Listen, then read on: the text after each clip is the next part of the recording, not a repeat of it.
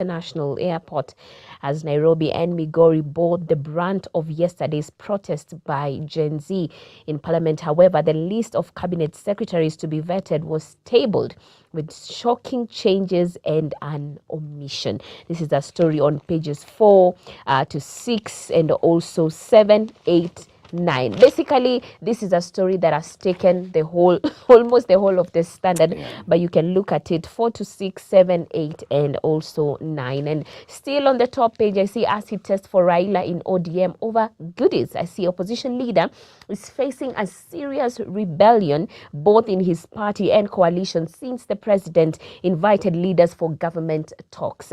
And I see he has tried to dissociate himself to no success, and this is a story on page 8. And still on the Standard national and international news, I see puzzle of 2 envoys serving 1 embassy, and this is a story on page 10. Also, I see here, that was the national, still on national matters, but I see here on the international page, U.S. polls, Kamala gets support and begins campaigns. Oh wow, we wait and see what happens. Could it be the first time we is it the first time we would, if she wins, would it be the first time we are having a female president in the US? Interesting. Very interesting. But she will not be the first female candidate, because we had Madam Mrs. Clinton, Hillary. So if she wins, she will be the first female president in the US. The biggest obstacle is the Trump.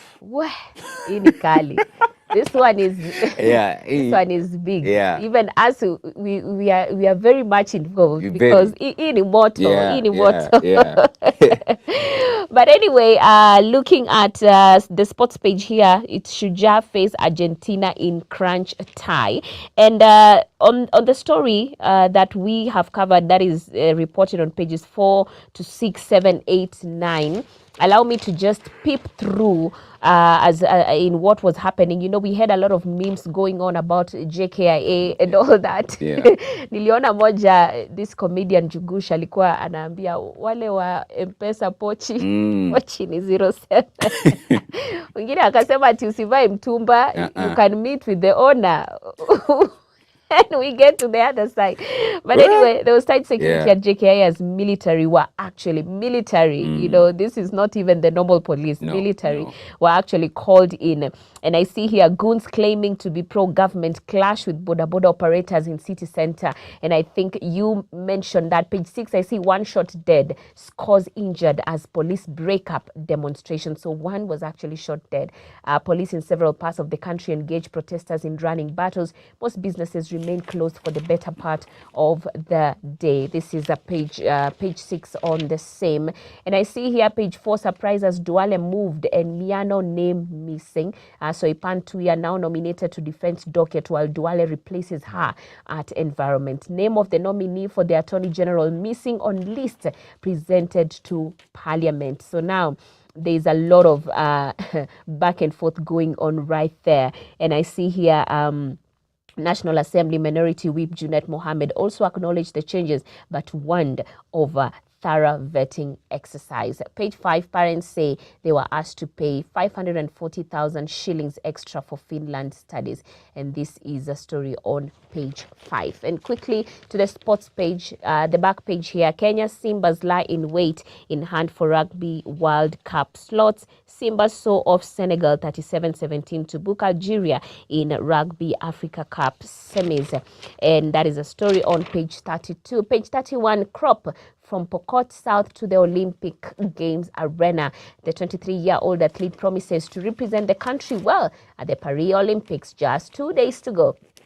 So we await to see how that plays out. And page 30, moment of truth, Shujaa face acid test against the Argentina in opening tie. And that's it for the Standard. Right. Let's check what's being reported in the Daily Nation. Day of Defiance, that is the headline. Day of Defiance, tight security cordon thrown around the Jomo Kenyatta International Airport. Heavy cost, anti-government protesters yesterday ignored President William Ruto's warning and took to the streets in several towns, paralyzing business activities for the upteenth time. In Central, Nairobi. Pro-government supporters who seemed to have the express backing of the police kept the youthful demonstrators at bay. And extensively, that story has been covered on pages 2, 3, 4, 5, 6, and 7.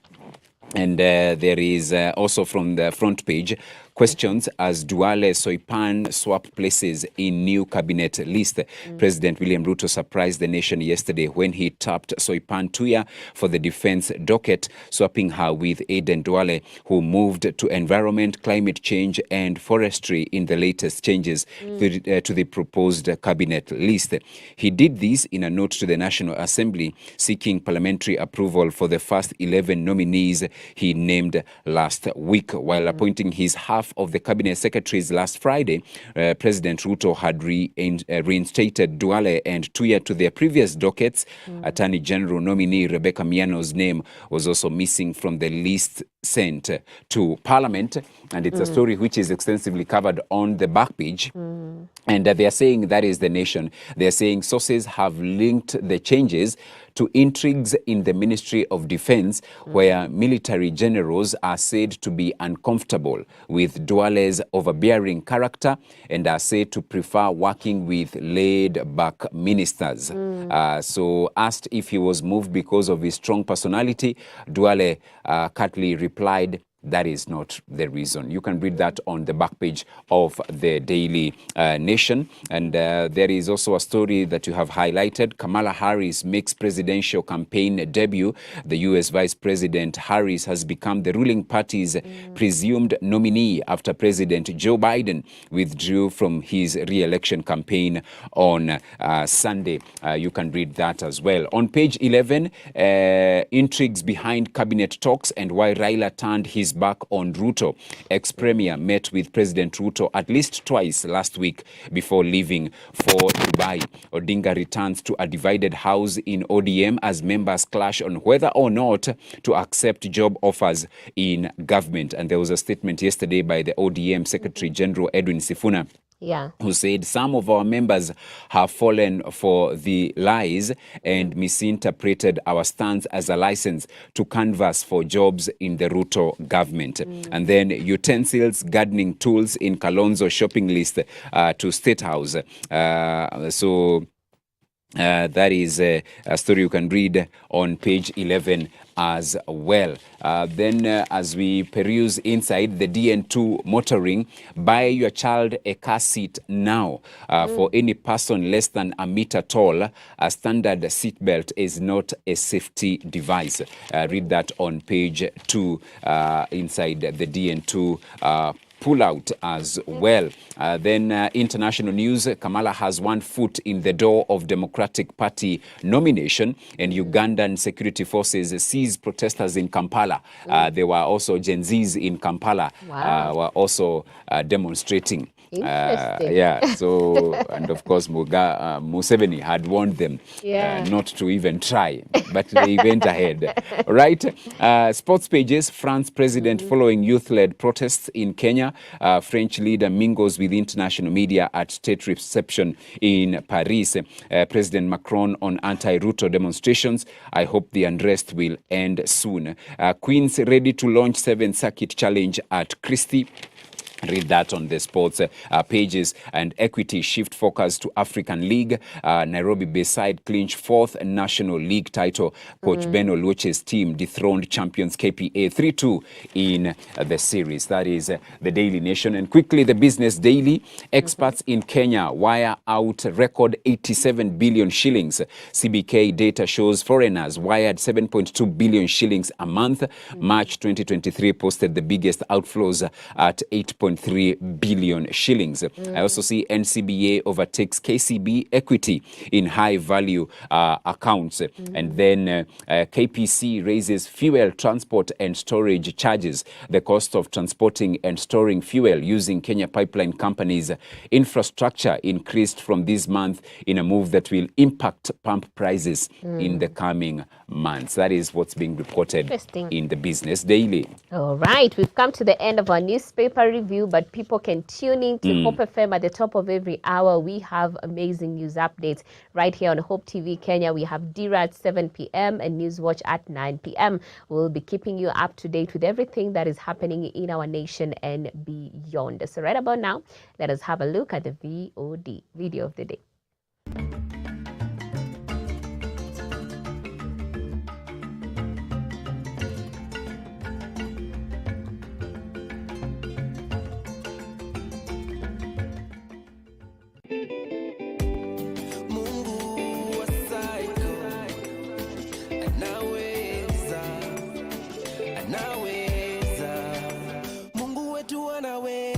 Kutuokoa kwa tanuri liwakalo na moto, anaweza kutengeneza njia jangwani na mito, anaweza na asipotenda. Sitaabudu sanamu, sitaabudu miungu mingine. Kani kuzama, heri nizame nawe kuliko nifanikiwe ikiwa mimi mwenyewe.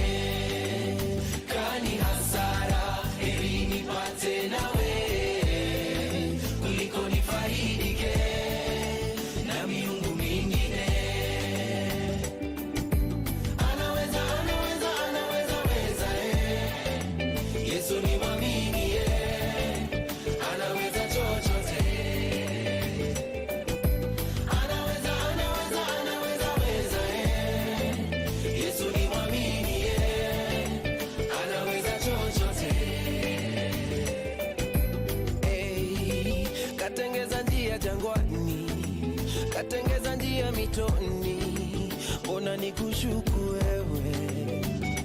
Najua linapopambazuka asubuhi na linapotua jioni, Yesu we usifiwe, usifiwe. Anaweza, anaweza, anaweza, weza, Yesu ni mwamini, anaweza chochote.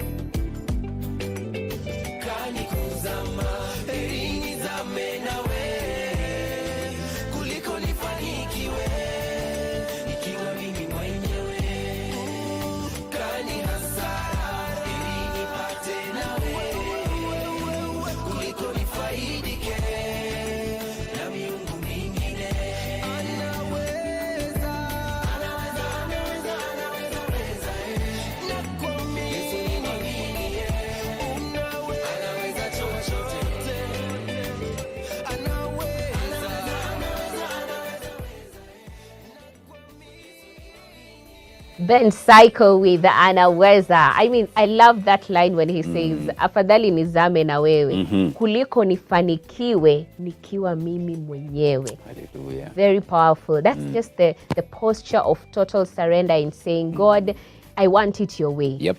I don't want it my way. Now, that declaration of anaweza, he is able. Amen, indeed. Anaweza yote yeye ni muaminiaye. The one that I believe in is able to do immeasurably more than you could ever think or even imagine. Beautiful song there by Ben Psycho, taking us to 2 minutes to the top of the hour, 8 a.m. And this is to pave way for the second hour of the show. And in the second hour, being a Wednesday, it's all about the Christian walk. And this morning, knowing your purpose is what we are discussing this morning. Knowing your purpose. And many people keep asking themselves, oh, how do I get to know my purpose in life? How am I able to know what is God's purpose over my life? That is what we will be discussing in the next hour. And so you can join us so so that we get to learn a thing or two in as far as how do we get to know our purpose. And we will be having on set Reverend Dr. David Njeru. He's the lead pastor, Transformation Ministries, and he will be helping us with that conversation. Rev Dr. David Njeru, he will be helping us knowing your purpose. Absolutely. And Yep. he was here before and he did an amazing job. I mean, that interview was power packed. Yes, yes. I enjoyed every bit of it. Yes. And I'm looking forward to, today's conversation about your purpose and just getting to know more about this conversation, because again, if at all we have no purpose, what are we even living Yeah, for? yeah. So if we do not know our purpose, we are as well as just existing, Yep. haphazardly existing. You're just waking up, sleeping, doing nothing. So you have no vision, and where there's no vision, people We perish. perish, true. So this is going to be a very important conversation for those who are asking themselves, what is my purpose? Most of us, we want to Google what is my purpose online, as if it is the online that created you. Yeah. So we have to ask who made us, Yeah, what our yeah. purpose is. But that's a conversation we'll be having in the second hour in just a few. But remember, tutakuwa live on YouTube, so you can definitely share that link and also follow through with the conversation. So we take a short break. We'll be back.